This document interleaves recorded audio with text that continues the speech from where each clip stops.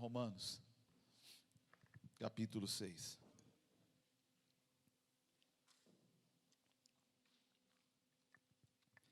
Vou procurar ser breve, porque nós temos a ceia. Depois vai haver as instruções de como vai ser entregue a ceia. Mas eu quero compartilhar de algo que o Senhor vem ministrando no meu coração já há dias.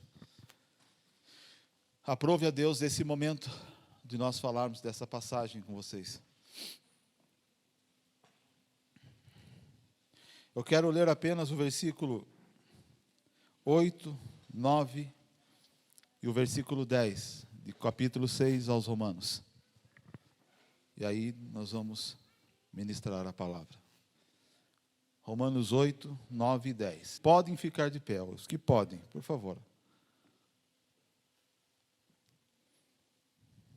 Diz assim: ora, se já morremos com Cristo,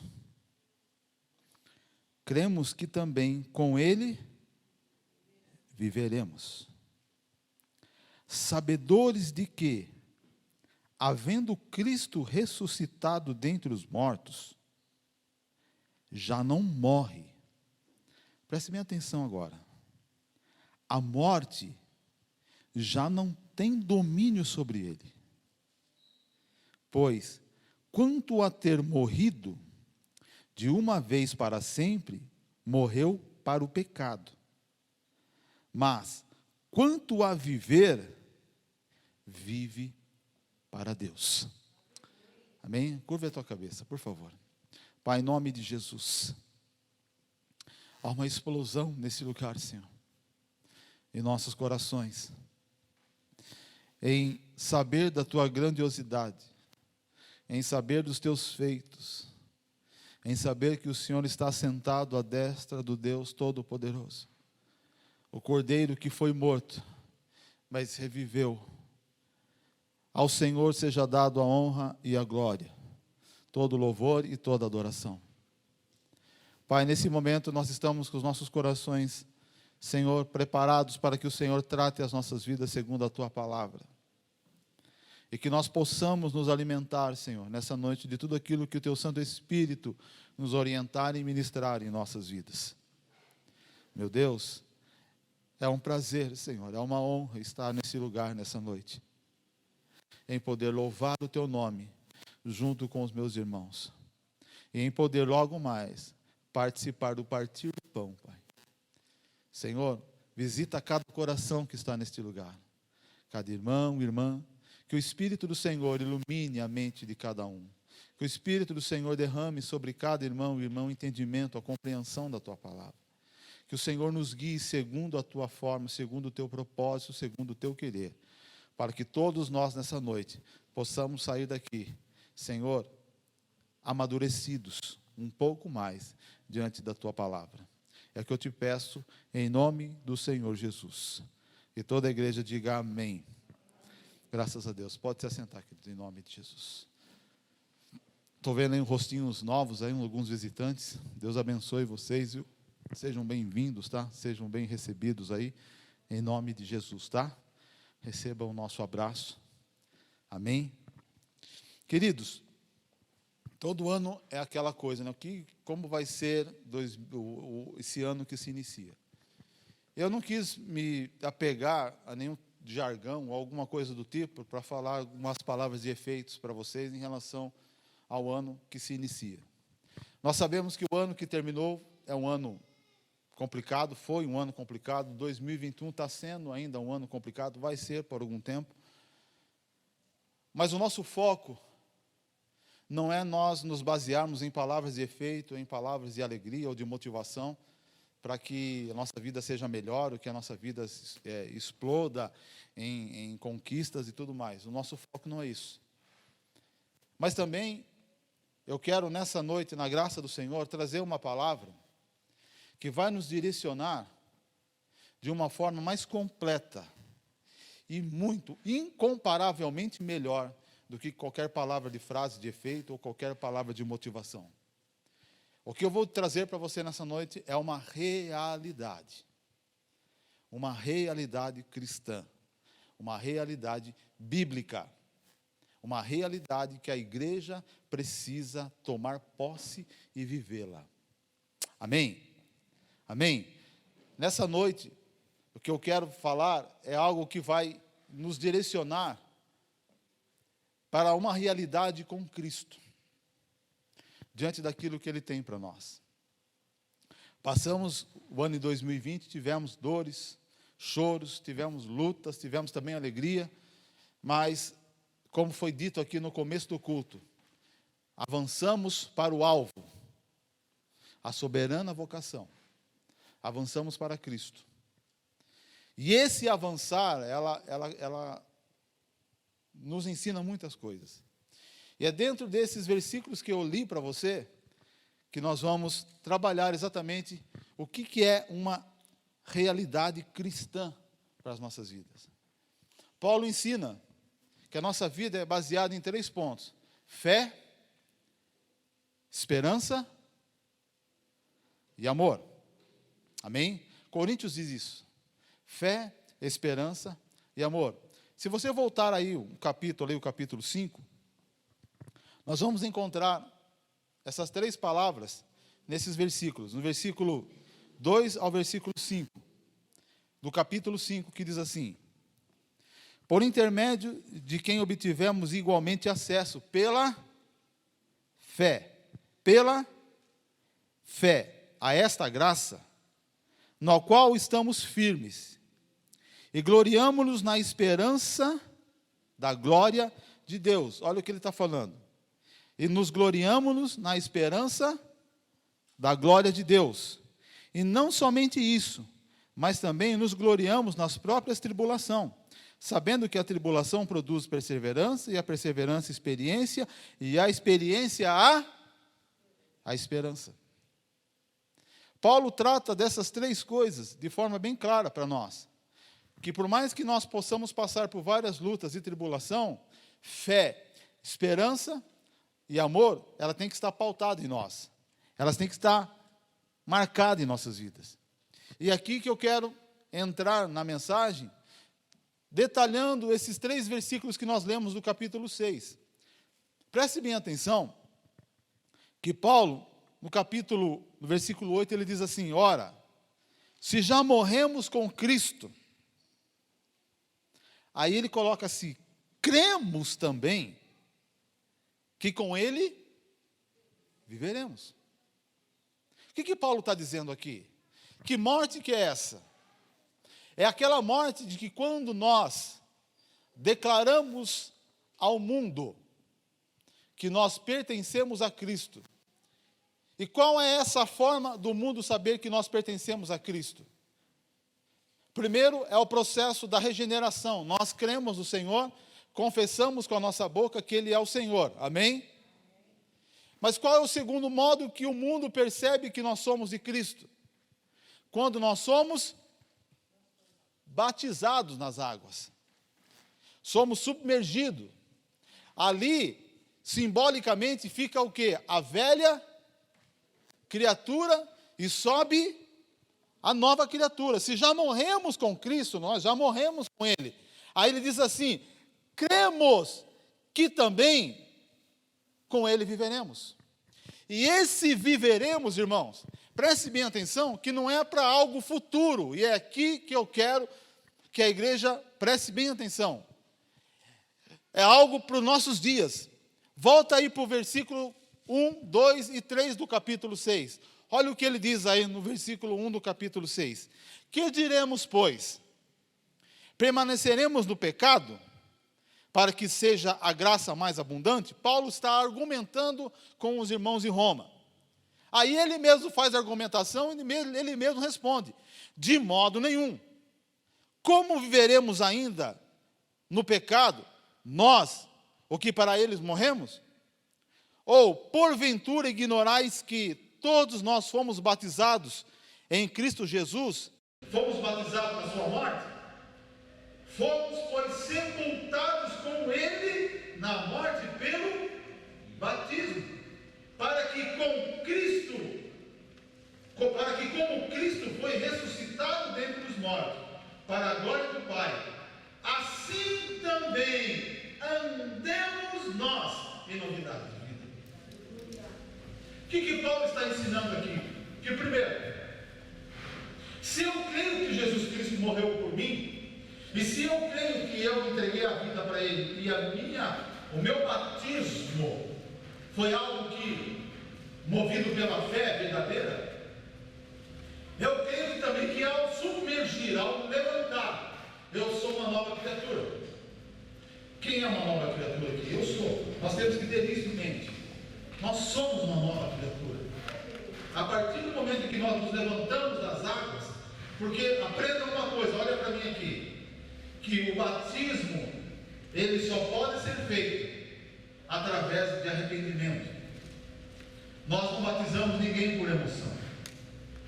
Eu poderia fazer um evento aqui, levantar as mãos, fazer uma pergunta: quem quer ser batizado? 1000 pessoas levantaram as mãos. Mas se as 1000 pessoas não entenderem o que é arrependimento, o batismo não vale nada. Porque batismo é arrependimento. E arrependimento significa o quê? Você ter uma mudança de vida. Você vai para um lado, então você se arrependeu, você se converte, você vai fazer um outro caminho. Então, se de fato eu nasci, morri para Cristo, eu estou vivendo uma nova criatura, e essa nova criatura, ela está implicando no tempo de hoje, agora, nesse exato momento. Se Cristo está vivo, espiritualmente, nós também estamos vivos com Ele. Tanto é que, se o arrebatamento acontecer agora, e se você for fiel a Cristo na sua vida, você vai ser levado no piscar de olhos. Porque isso é para agora. Porque a nossa vida nessa terra, ela tem que ser vivida da melhor forma possível em Cristo. E é interessante que no versículo seguinte, ele diz assim no 9, preste bem atenção: sabedores de que, havendo Cristo ressuscitado dentre os mortos, aí tem uma vírgula, já não morre. Por que Paulo está falando isso? Porque naquela época, segundo as histórias, a liturgia grega, muitos deuses morriam e ressurgiam. Morriam e ressurgiam. Muitos deuses daquela mitologia grega faziam isso aqui, ó. E por que Paulo ele coloca dessa forma assim, ó? Sabedores de que, havendo Cristo ressuscitado dentre os mortos, tem uma vírgula, já não, repitam comigo, já não, aí tem outra vírgula, a morte já não tem domínio sobre ele. Sabe o que é isso? Que para o mundo, as pessoas que estão no mundo não percebem isso. Mas quando Cristo morreu, foi sepultado, subiu aos céus, o poder da morte foi aniquilado. Ou seja, se eu e você estamos em Cristo, se eu morrer hoje e você morrer amanhã, vai chegar um dia que o Senhor Jesus vai falar assim: morte, você não tem poder sobre ele, porque ele é meu. Por isso que aqueles que morrem em Cristo, hoje, a morte não seguram eles, porque eles estão com Cristo. E tem que haver um desejo ardente em nós, de estarmos com o Senhor também. Põe para mim aqui, cadê a moça do telão? Apocalipse para mim, capítulo 1. Hoje, nós vivemos segundo aquilo que a palavra de Deus ensina para nós. Veja bem o que diz aqui no versículo 18 de Apocalipse, capítulo 1.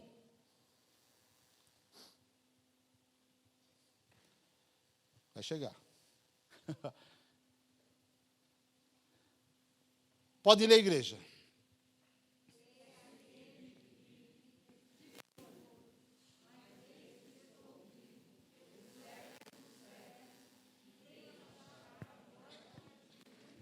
Sabe o que está acontecendo aqui? João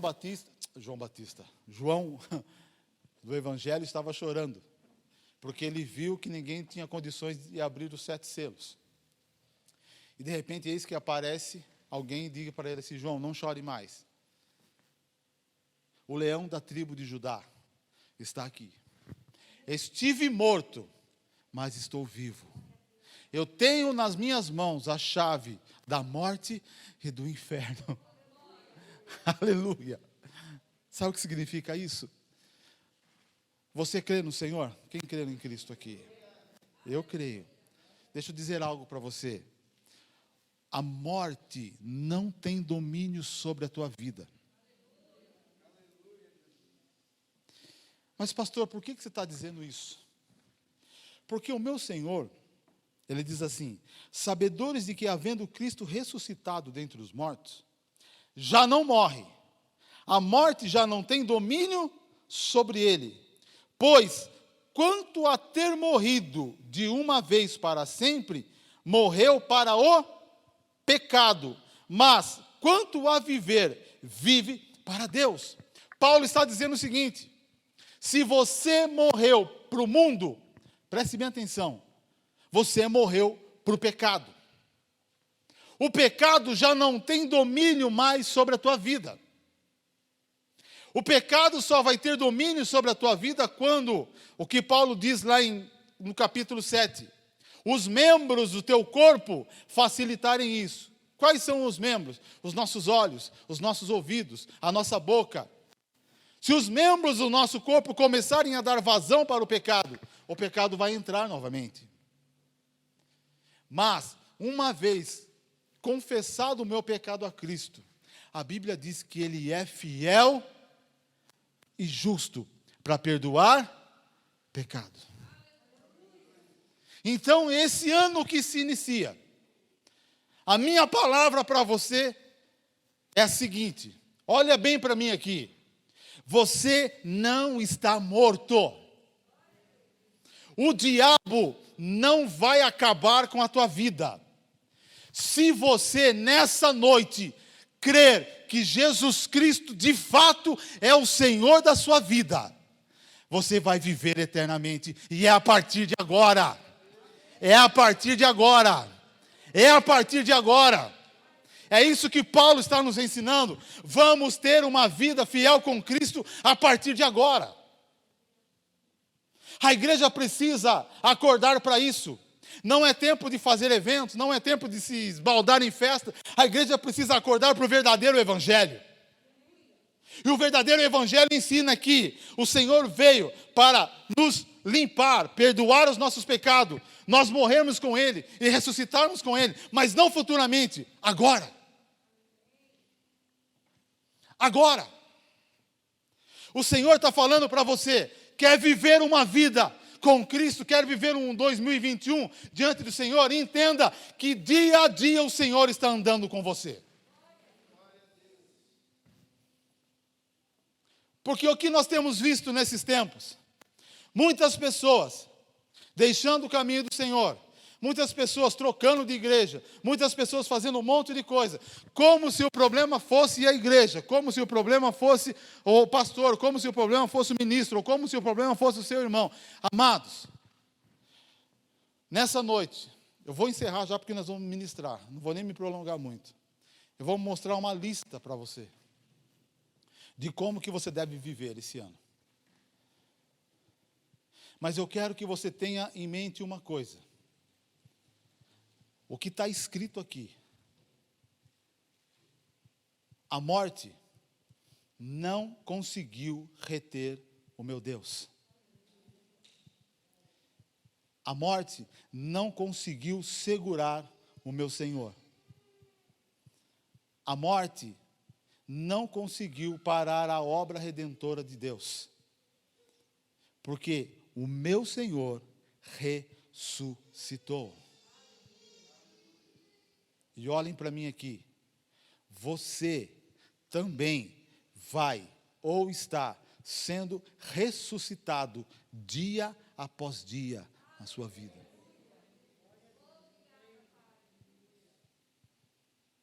Nós vamos ter batismo esse ano. E eu quero crer que muito em breve a gente tenha várias pessoas para ser batizadas.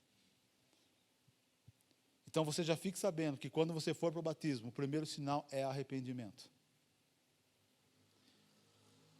Se você não tem arrependimento na tua vida, preste bem atenção no que eu vou dizer, parece forte o que eu vou dizer, mas é uma realidade.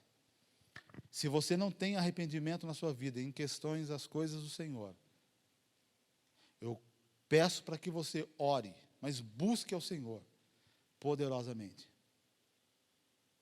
Porque batizar por batizar não leva ninguém para o céu. E, aliás, o batismo não leva ninguém para o céu. Mas o que vai nos levar para o céu é a nossa verdadeira fé em Cristo Jesus. E o que essa fé faz? Essa fé, ela transforma as nossas vidas. Em João diz que a vitória que vence o mundo é a nossa fé.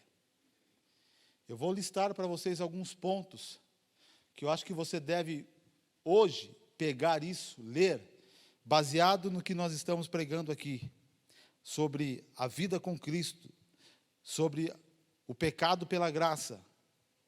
Eu quero chamar você para que você pegue isso e aplique na sua vida. Eu vou pedir para que coloque para mim aqui Colossenses, capítulo 3, por favor.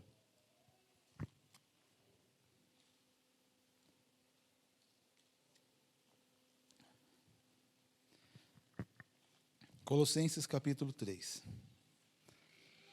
Amém? Presta atenção. Portanto, se fostes ressuscitados juntamente com... Eu sou ressuscitado, porque eu estava morto um dia. Quem aqui estava morto também? Eu estava morto. Efésios 2 diz o quê? Que nós estávamos mortos na onde? Delitos e pecados. A mesma pergunta que eu sempre faço para as pessoas. Primeiro, o morto tem poder de escolha? Sim ou não? O morto, ele sabe decidir alguma coisa? O morto fala? O morto anda? Então, como que ele consegue olhar para Cristo? Ele não consegue. Porque o morto não tem força para nada. Ele não consegue se mover. Essa era a nossa condição. Mas a Bíblia diz que nós fomos vivificados em Cristo. Sabe o que significa isso? Eu não tinha condições nem de olhar para o céu. Mas o Senhor derramou misericórdia em mim. Ele trabalhou o meu coração. Ele derramou fé. O Senhor derramou fé. E a fé que Ele derramou gerou em mim algo que eu pudesse olhar para Ele e falar: Senhor, me perdoa pelos meus pecados. Você está aqui hoje porque o Senhor trabalhou na sua vida, mesmo quando você nem pensava nele. Nem mesmo quando você imaginava que você está sentado no banco de uma igreja. O Senhor já estava vivificando a sua vida. Trazendo você para perto, você não tem ideia. Com amor eterno eu te amei. E com benignidade eu te atraí. O Senhor trouxe você para perto dele sem você perceber. Quando você foi ver, você já estava nos braços do Senhor.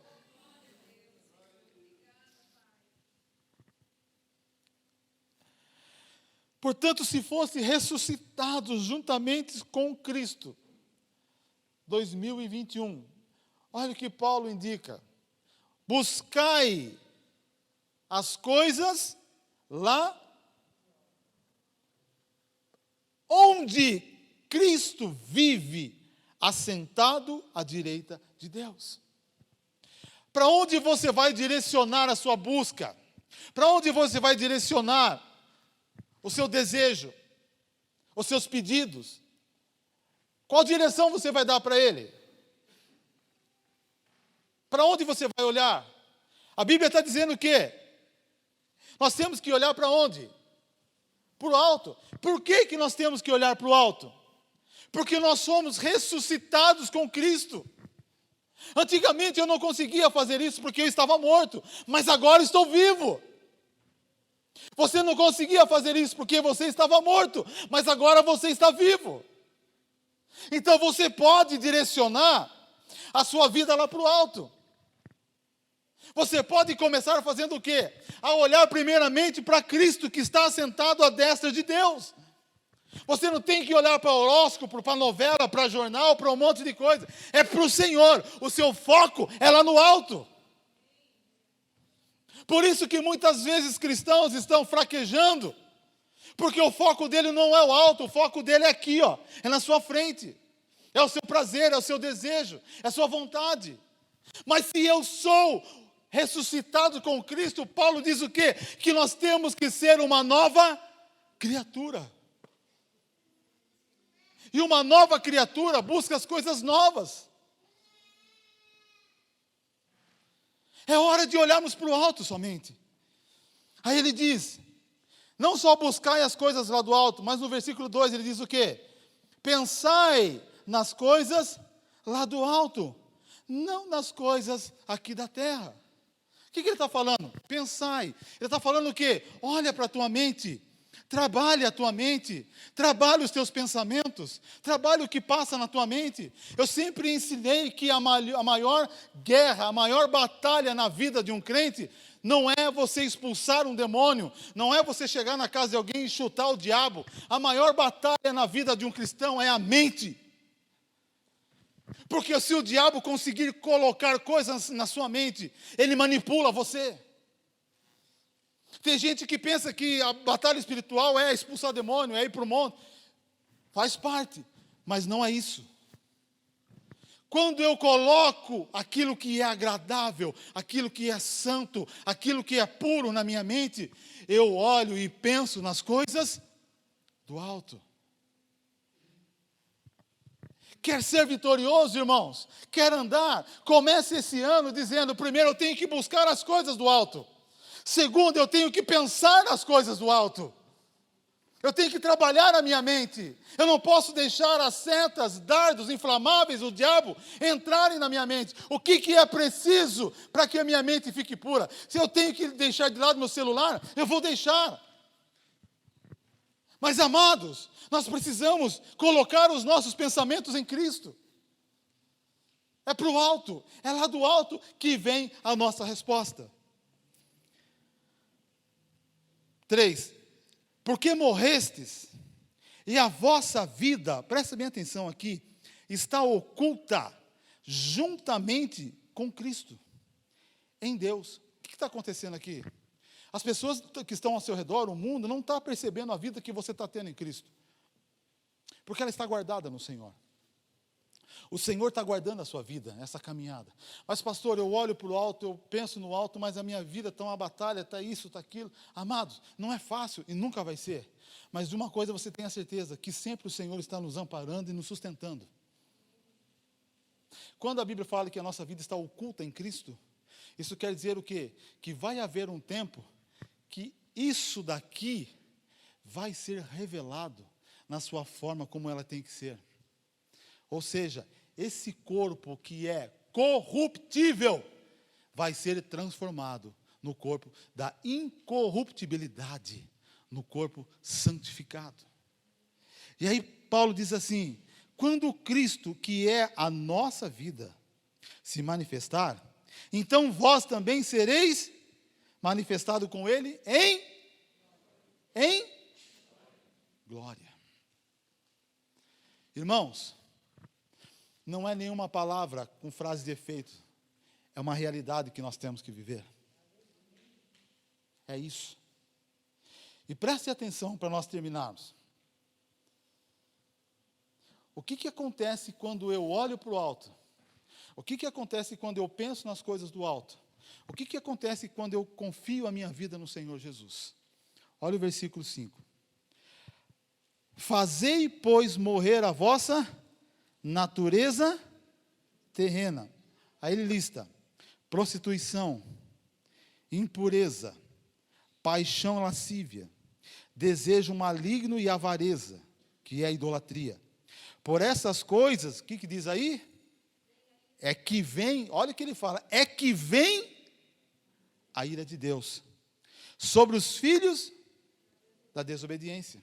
Versículo 7. Ora, nessas mesmas coisas andastes vós também no outro tempo, quando viveis nelas. Versículo 8. Agora, porém, olha o que Paulo está pedindo. Despojai-vos igualmente de tudo isto. Aí ele cita ira, indignação, maldade, maledicência, linguagem obscena do vosso falar. Não mintais uns aos outros, uma vez que vos despistes do velho homem com seus feitos, e vos revestistes do novo homem, que se refaz para o pleno conhecimento, segundo a imagem daquele que o criou, no qual não pode haver grego nem judeu, circuncisão e incircuncisão, bárbaro ou cita, escravos, livres, porém Cristo é de tudo e em todos. Preste bem atenção num ponto dessa passagem. Volta um pouquinho para o versículo 9.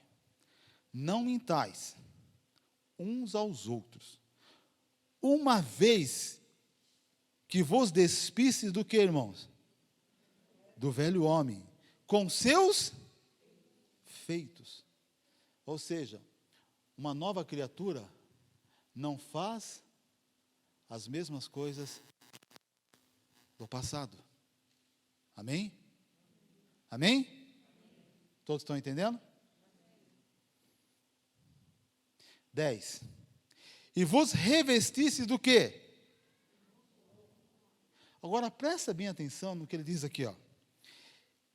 Que se refaz para o pleno conhecimento, segundo a imagem daquele que o criou.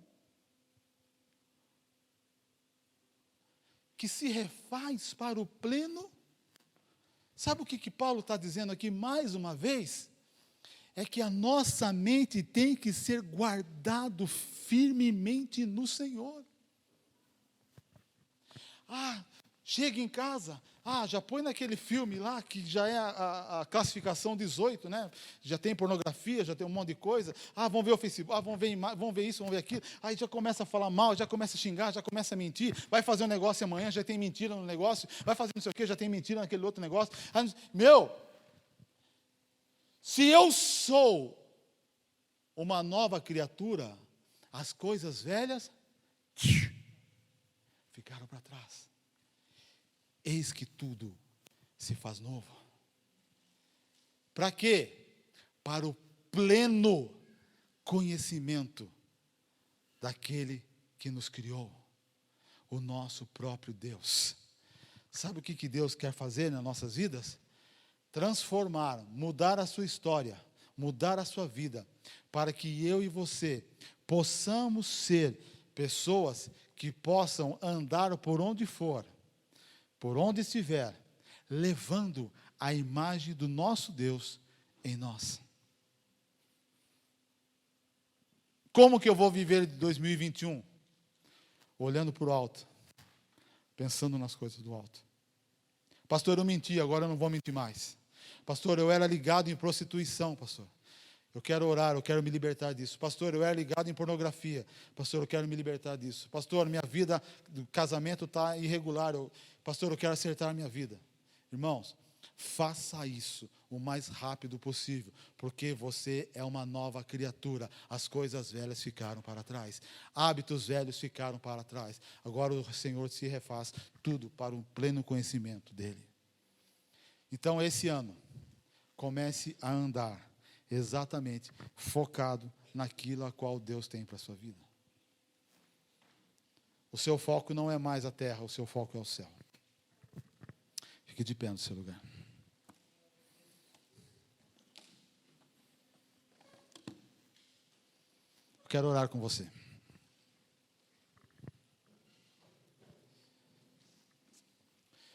Eu gostaria muito que você pegasse essa palavra de hoje, lesse ela, meditasse nela. Terça-feira agora começa o nosso culto de oração, às 8 horas. Nós vamos vir aqui somente para orar, das 8 às 9. Quinta-feira vai ter um pastor pregando aqui. Esse mês vai ser os convidados nossos que vão estar pregando aqui nesses cultos. Mês de janeiro.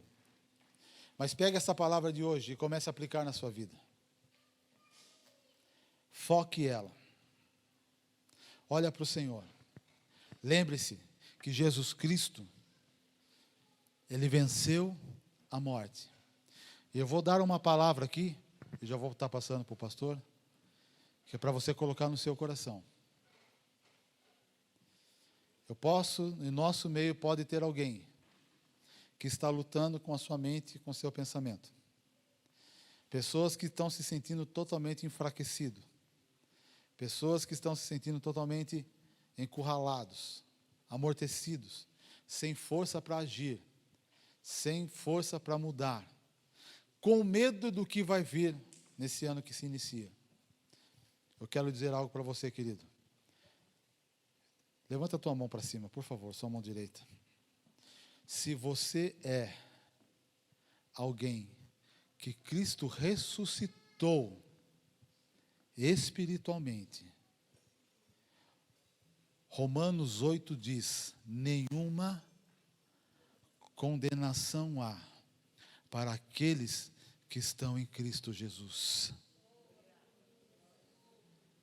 O diabo vai se levantar, ele pode falar um monte de coisa, mas o segredo é pensar no alto e olhar para o alto.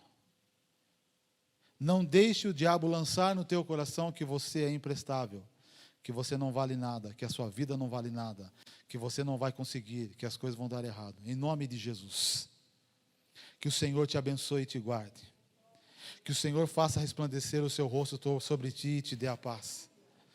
Que o Senhor sustente a tua vida, sustente a tua casa, o teu trabalho. Que o Senhor sustente a tua família. Que em nome do Senhor Jesus Cristo, dentro da sua casa, vai reinar a santidade do Senhor. Reine a santidade de Cristo sobre o teu lar.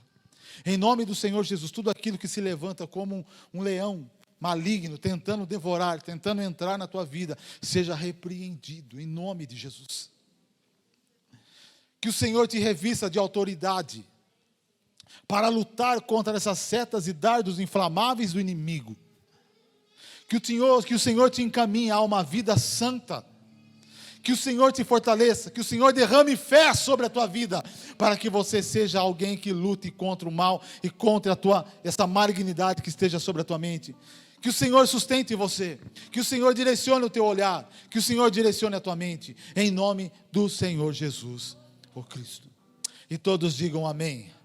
Aplauda o Senhor em nome de Jesus.